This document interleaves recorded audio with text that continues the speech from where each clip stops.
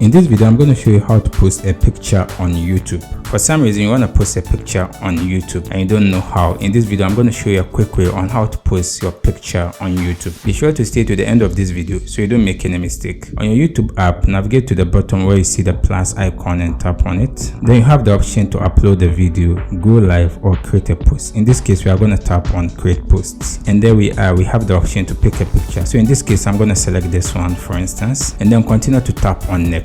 On the bottom left corner, I have the option to add a text to it. I can also proceed to filter it and finally add any sticker to it. In the event I'm done with all of them, all I have to do is to navigate to the top right corner where I see next and then continue to tap on it. And if I want to add any message to this picture, all I have to do is proceed to tap on the message that I want to add it associated with this. So in this case, I'm going to type something like minimalist living room, and then once I'm done with all of them, all I have to do is to continue to tap on post. And that's it. This is how you can post a picture on YouTube. If you have any question, you can leave it in the comment section. I'll do my best to attend to you. If you enjoyed this video, consider check out our next video.